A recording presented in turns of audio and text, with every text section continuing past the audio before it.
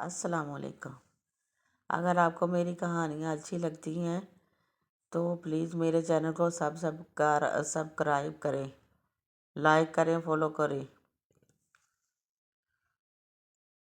آج ہم فائنل کہانی کی طرف بڑھ رہے ہیں۔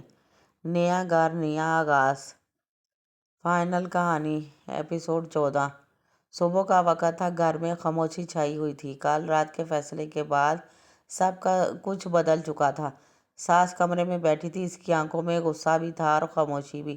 لڑکی اپنے کمرے میں تھی، ہاتھ پیٹ پر رکھے آہستہ سے دعا کر رہی تھی، یا اللہ میرے بچے کو وہ زندگی دینا جو مجھے نہیں ملی۔ اسی وقت دروازہ کھلا، شوہر اندر آیا، اس کے ہاتھ میں ایک چھوٹا سا بیگ تھا۔ وہ آہستہ سے بولا، میں نے فیصلہ کر لیا ہے۔ سب رک گئے، ساس بھی اٹھ کھڑی ہوئی۔ شوہر نے کہا، میں اپنی بیوی اور آنے والے بچے کو کسی ٹینشن میں نہیں رکھ سکتا۔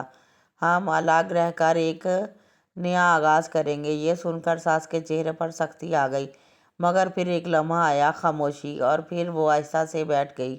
کچھ دیر بعد اس کی آنکھوں میں پانی تھا۔ اس نے پہلی بار نرم آواز میں کہا، میں نے تم دونوں کو بہت تکلیف دی۔ یہ سن کر لڑکی حیران رہ گئی۔ ساس نے آگے بڑھ کر کہا، اگر تم ماں بننے والی ہو تو شاید اب میں بھی دادی بننے جا رہی ہوں۔ یہ کہتے ہی ماحول بدل گیا۔ لڑکی کی آنکھوں میں آنسو تھے، مگر یہ خوشی کے تھے۔ اس نے پہلی بار ساس کا ہاتھ تھام لیا۔ ہم سب مل کر ایک نیا آغاز کر سکتے ہیں۔ آپ ضرور بتائیے گا کہ آپ کو اینڈنگ کیسی لگی۔ چند دن بعد ایک نیا چھوٹا سا گھر، سادہ زندگی اور سکون بھرا ماحول۔ لڑکی کھڑکی کے پاس کھڑی تھی، اب اس کے چہرے پر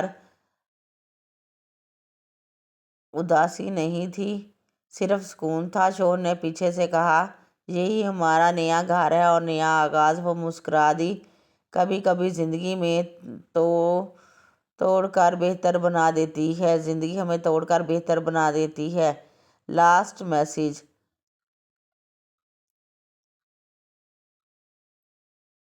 نہ نفرت جیتی، نہ خاموشی، جیتا تو صرف رشتہ اور نیا آغاز۔